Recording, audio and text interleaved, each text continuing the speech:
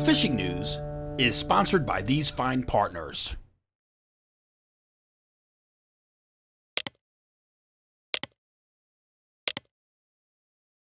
For more than 20 years, anglers everywhere have come to know one thing, that nothing says no to fish bites.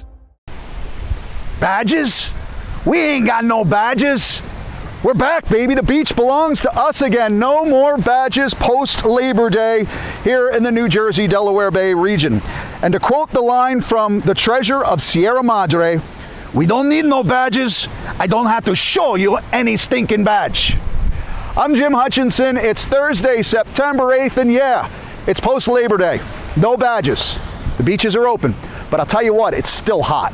I mean, it is 90 degrees middle of the week, and it's just absolutely the best time to be here at the Jersey Shore. So if you're running these beaches in a 4x4, well, yes, then you're going to need a permit. You're going to need a badge. You're going to need that vehicle permit.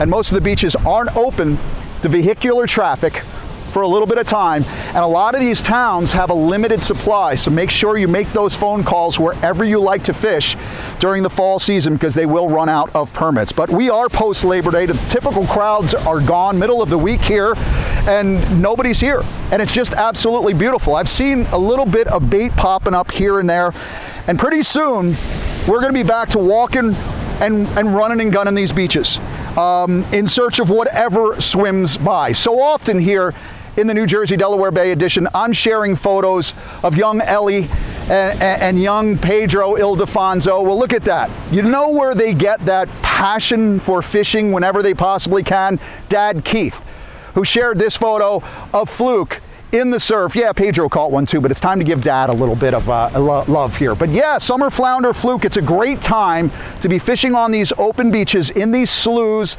especially closer to the inlets, as these fish make their way out of the back bay. So if you have a little bay boat or a skiff or a center console and your back bay flukin has literally fallen off the cliff, I guess that's not literal, proverbial, fallen off the cliff. Well, if that's happened to you, keep the boat tied up, get yourself a light tackle outfit, a tray full of jig heads, and be sure to bring the gulp and fish bites, because this is the place where you want to find some of those summer flounder. Also in the mix, of course, as we've been talking about for quite a while, a lot of cocktail blues, 1 to 3 to 5 pounds up and down the Jersey Shore. They're popping up here and there, and as more of that bait continues to funnel down along these beaches, you're going to see more of that. And of course, some of the other fish in line, plenty of bonita right in here along the shoreline. All right, they will take those slim waves, those deadly dicks, and the exo jigs and the epoxy jigs. Some false albacore now popping up along the stretch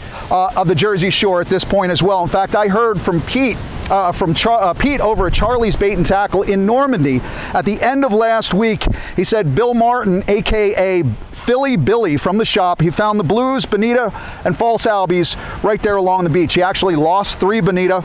He had 5 blues up to 5 pounds, and this line de-spooler. Great stuff. Make sure you take a look for them this season if you haven't chased these albies on the beach. Over the next few weeks, especially mornings, we hope to see some of those schools of false albacore popping up here and there. Water's still nice and warm this month. You don't need the waders. You can come out in your shorts and a t-shirt and have at it. You don't have to, the best thing is, you don't have to wear the waders and run back and forth between pockets of blow-ups. Actually, one of the things that I would advise is if you see the fish blow up in one pocket, go there, and if they move, stay. A lot of times they'll cycle back. But yeah, those marauding schools, visible signs, turns, wheeling and diving. The false albacore, of course, will blow up at points along the bait. Maybe it's happening behind me, I have no idea. But even blind casting will get you into a couple of those inshore pelagics. Now by boat, plenty of run and gun options beginning at this point. For the second week in a row, Century's Rob Crossley let me know that these albies continue to make big pushes into the schools of rain bait in Ocean County waters. A great sign.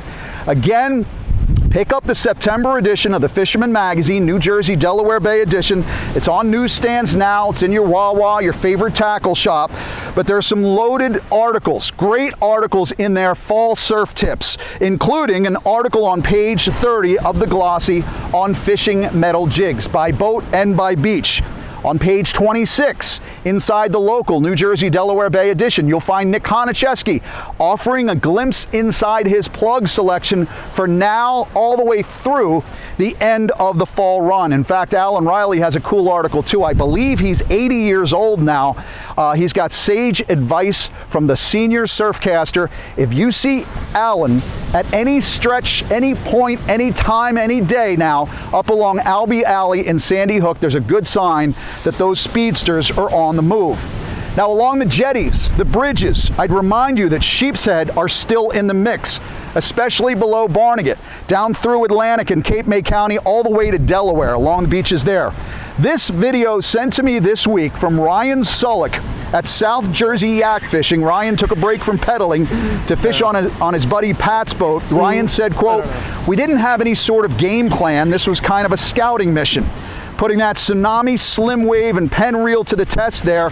It's a stellar fishery, the Sheepshead fishery, that has blossomed in New Jersey over the past decade. Well worth your own scouting mission throughout the region. Wherever you may have some structure in the back, some rubble, old pilings or bridges where you can drop a crab jig tipped with a greenie, fiddler, or sand crab. Ryan, well, he nabbed his personal best, a 10-pounder on this mission, eclipsed a short time later by a 27.5-incher that tapped the scale down to the 14.4-pound mark, measured, weighed, and released to spawn, feed, and fight another day.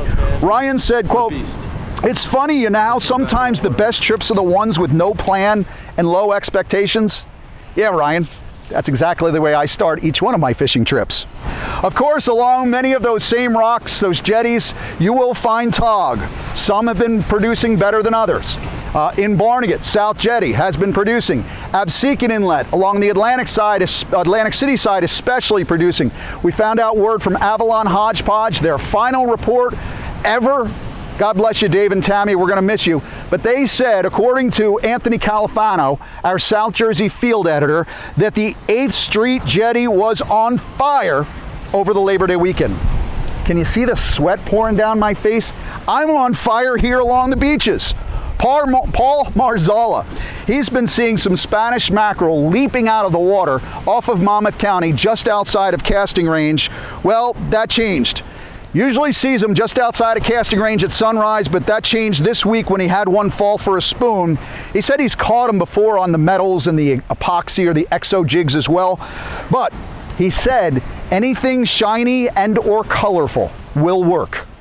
If you're looking for something shiny and colorful to put your butt on to cruise out to the offshore grounds, come see us in Lakewood, the Jersey Shore Blue Claws Stadium, September 22nd, 23rd, and 24th. It's the Jersey Shore Boat Sale and Expo. You belong on the water. Adventure begins at the Jersey Shore Boat Sale and Expo, September 22nd, 23rd, and 24th at the Shoretown Ballpark in Lakewood, home of the Jersey Shore Blue Claws. For tickets and more, visit jerseyboatexpo.com. Now, I mentioned the fluking opportunities here along our beaches. Of course, we are also in prime time for working those reefs, wrecks, and snags, especially in deeper water. Mako Matty tells me Delaware Bay is hot, hot, hot, just like Buster Poindexter and me. He said this, he and the Stein boys, Donnie and Eric, fished 3.5 hours south of Fortescue last week on the outgoing tide east of the 19 in the ditch, had their limit of flatties. Of course, you've got that special limit down there along the Delaware Bay, but we all have until September 27th here in New Jersey. Out front, the folks on the Jamaica 2 right out of Manasquan Inlet here, they called it Short Bite Tuesday. Plenty of fish, but a lot of fish were lost. Still a few limits, and they said Kevin Mills jumped to the top of the September monthly pool with a 7-pound, 5-ounce rug. Good sign there. Up on Raritan Bay, Ambrose out front in the deep off Sandy Hook. And yes, like I said, on the Sandy Hook beaches as well, where all that water is passing in and out of the Raritan Bay to the ocean on every tidal cycle.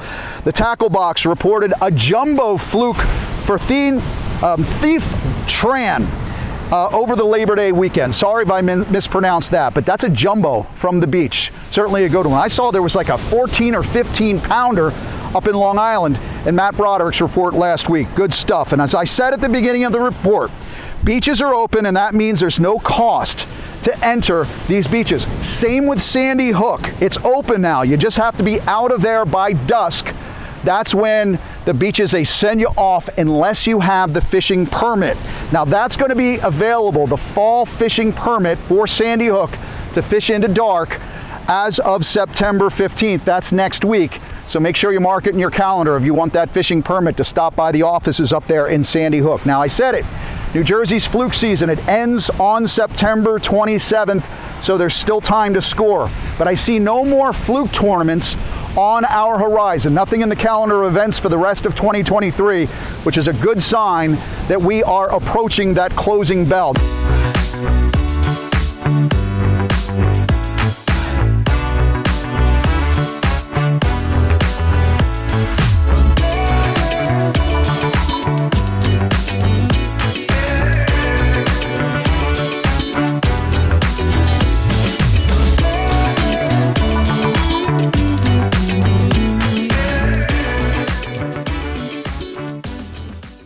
So while the fluke tournaments at the Jersey Shore may be over, the surf season is here, it's underway, and in the September edition of the Fisherman magazine, you will find a full rundown of all the September events in our calendar of events, like the 3-month Riptide Striped Bass Derby. That's kicking off today, Thursday the 8th in Brigantine. Might have kicked off yesterday. Stop by and see Andy at Riptide, but the festivities are on all the way into December. This weekend, September 8th through the 10th, the 54th annual surf fishing tournament at North Wildwood. That's a $20 registration at the Gazebo. That's at 3rd and JFK Boulevard. For details, you can call 609-522-2955. You've also got the, I believe it might be the first ASAC event of the fall, the 60th annual H.W. Shaner tournament this Saturday in Avalon. Contact Linda Greaves at 609-214-0939. Or, if you prefer, you've got the kids at home, join the Jersey Bassmaster himself out at Newton Lake on Saturday for the Ike Foundation Youth Tournament Trail. Mike Iconelli's Ike Foundation.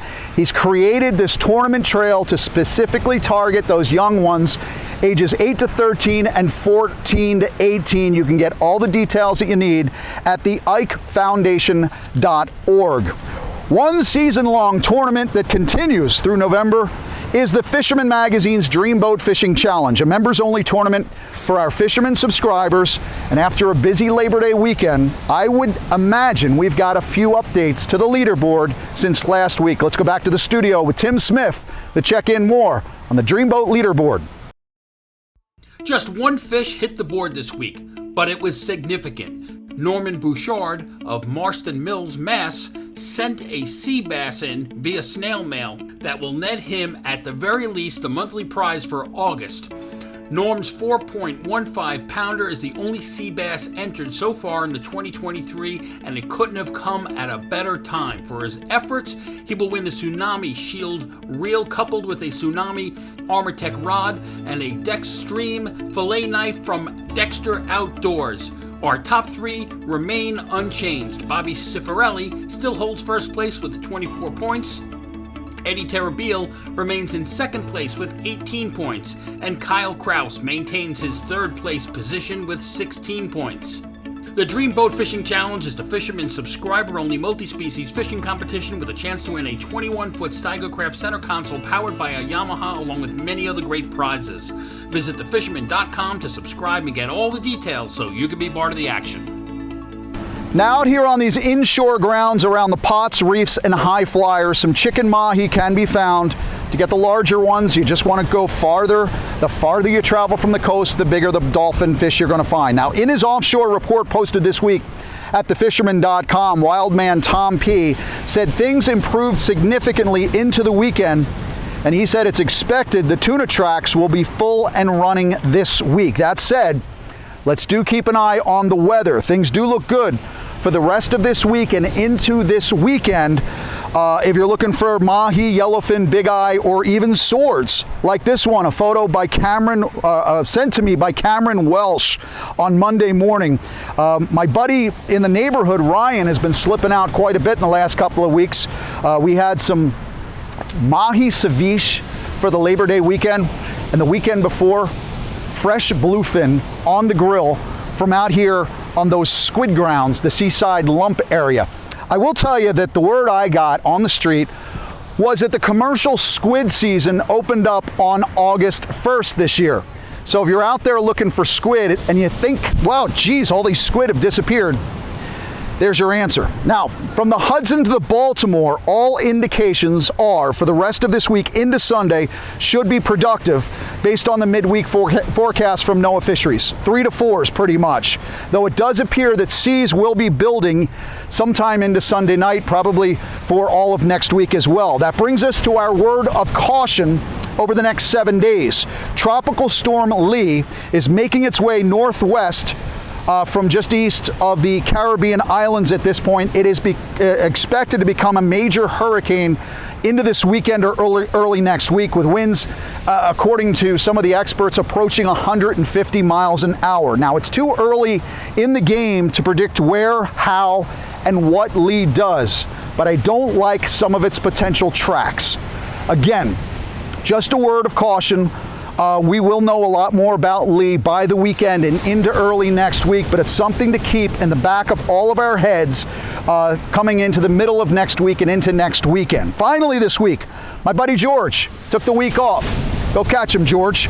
But you subscribers do have full access to this week's digital edition of the Fisherman magazine. Username and password gets you in there. You get all the articles that are behind that paywall.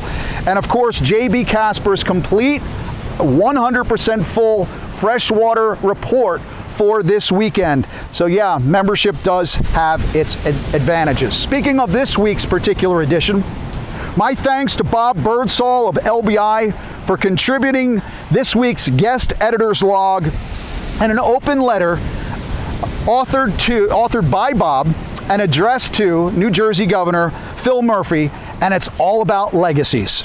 Quote, I imagine you, Governor Murphy, would like to read something like, he was a leader in the environmental movement to reduce climate change and place New Jersey in the forefront of that movement. That would be something to be proud of if it were true. But sadly, it's not. Even Ørsted's own environmental impact statement says the wind farms will have little to no effect on global warming. Don't let that be your legacy, Governor. Do something about it now. Of course, the big announcement from the industrial wind developers at Ørsted, a major stock loss as the Danish company announces that unless they can, quote, access even more tax credits from the federal government, they're going to take their big old wind-killing balls and go home to Denmark.